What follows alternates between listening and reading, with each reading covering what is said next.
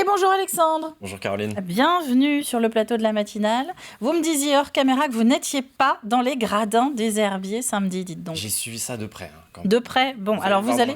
Voilà, c'est ça, vous allez nous en parler. 16e de finale, racontez-nous comment cette histoire de Coupe de France s'est terminée du coup pour les herbiers. Mais bon, on a déjà un petit peu la réponse, mais je vous fais le retour du match quand même. Voilà. L'affiche était belle, Massabielle, les herbiers qui affrontaient des Rémois invaincus depuis 11 matchs en Ligue 1, 3 divisions d'écart entre les deux équipes. On le rappelle, Reims en noir qui va allumer bien plusieurs mèches en début de match avec plusieurs frappes et un arrêt notamment de Rémi Pillot.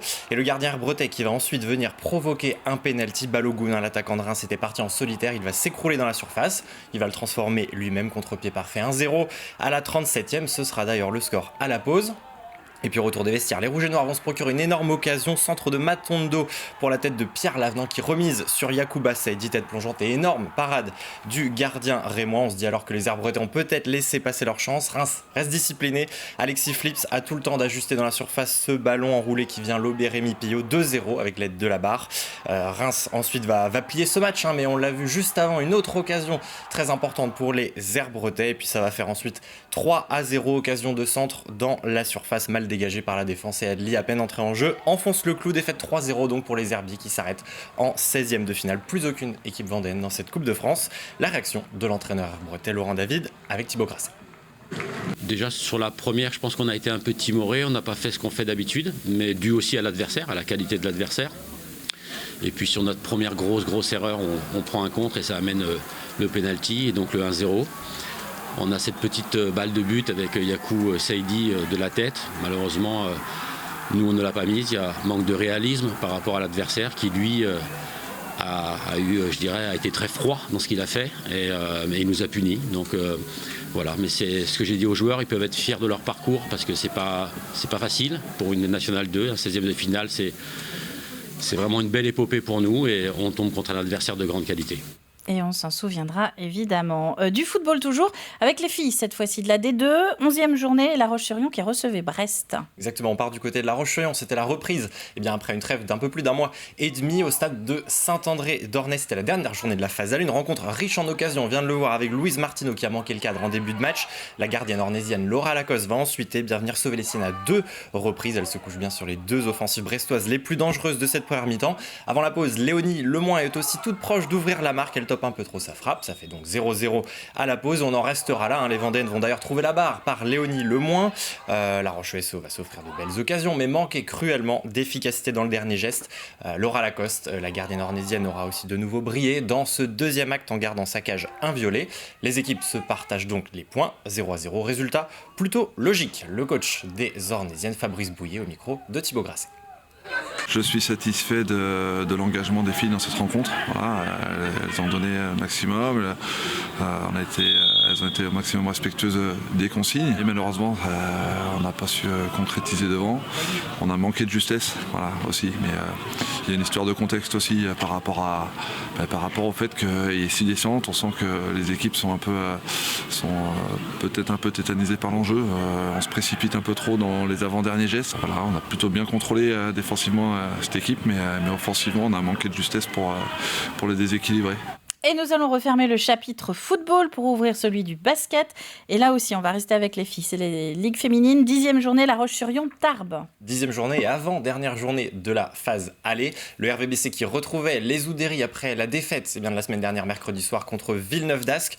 Les Lyonnaises en noir qui vont rapidement faire la course en tête dans ce match. Les Tigresses mènent déjà 14-2 après 4 petites minutes de jeu, plus 17 même au tableau d'affichage, 26-9 après 7 minutes. Une avance confortable qui va être bien gérée jusqu'à la pause où les Lyonnaises mènent 50-33.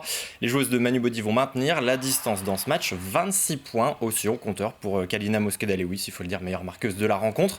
Et au final, large succès, 91-70. Le RVBC est donc toujours 5e au classement, égalité de points avec Lyon, Asvel 4e. Prochain match, ce sera à 18h15 ce dimanche contre Angers. Ce sera à suivre sur les antennes de TV Vendée.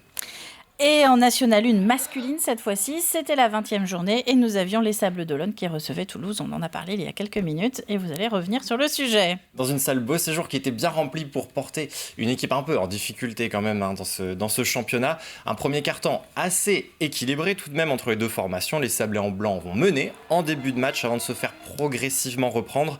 Les Vendéens accusent jusqu'à 7 points de retard dans le deuxième quart. Les Sablés vont revenir à de longueur, 23-25, mais les visiteurs vont de nouveau creuser l'écart avant la pause. Plus 10 après 20 minutes. Toulouse est devant 41-31.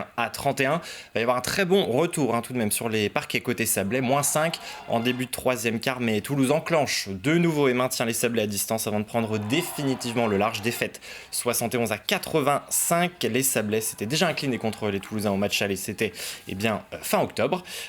Des Sablés qui restent englués en bas de tableau, 12e sur 14. Le coach Guillaume Pons s'attendait à mieux de la part de son groupe. On l'écoute avec Alain Charrier. Ce soir, on n'a pas été présent.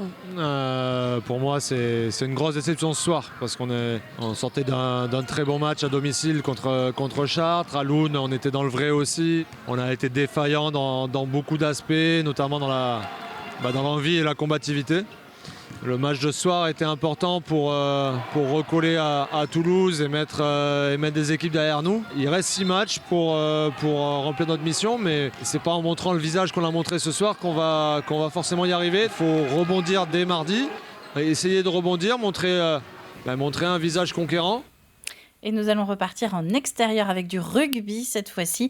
Fédéral 3, 12e journée, les Sables d'Olonne face au Mans. En extérieur et dans le grand froid, il faisait très très froid. Ça se voit sur les images, ça se sent. Au stade de la rue de Lierre, hier après-midi, il valait mieux mettre ses gants. Et ce sont les Manceaux qui vont ouvrir la marque, le Mans qui est lanterne rouge de cette poule 18 sur une pénalité dès la 2e minute. Mais ensuite, les Sablés vont se reprendre un premier essai avec Paul Chevalier à la 10e et c'est ensuite transformé par Amaury Bernard. Le Mans va prendre les points, ensuite transformer 2 pénalités pour mener 9-7. Mais juste avant la pause, Christopher Bria va venir aplatir et c'est ensuite transformé 17-12 à la mi-temps. On a changé de côté. Les Vendéens vont se libérer ensuite en deuxième période. Florent Mélix y va de son essai à la 42e, également transformé 7 minutes plus tard. Bois-de-Romo récupère une touche pour venir aplatir. Paul Rabeicrou et Samuel Grino signeront eux aussi 2 essais. Le Mans viendra également chercher un petit essai dans ce match à la 64e. Et large succès du RC Sablé qui s'impose 43-19, qui conforte sa 2e place avec Alain Charrier. Je vous propose d'entendre les mots de l'entraîneur Benjamin Chaube.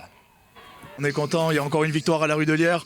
On s'était fixé aussi comme objectif d'être invaincu à domicile. Pour l'instant, c'est toujours le cas. Donc, on voit que les joueurs travaillent dur la semaine pour y arriver. On a vraiment un groupe d'équipe premiers qui se donne les moyens d'y arriver, qui s'entraîne dur.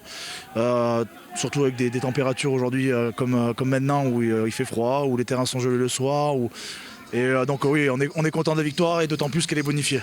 C'est pas la période la plus facile là quand même pour tous ceux qui font des sports collectifs en extérieur et ceux qui font des sports individuels d'ailleurs. Enfin bref, tous ceux qui sont dehors. C'est dur pour tout le monde en ce moment.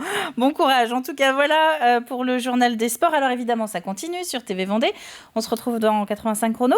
Avec Aurélien Huard, 18h45, avec les invités des Sables Vendée Basket, notamment le président Nicolas Seferiadis et l'entraîneur Guillaume Pons, qu'on a vu tout à l'heure en interview. Et le reste des résultats du week-end.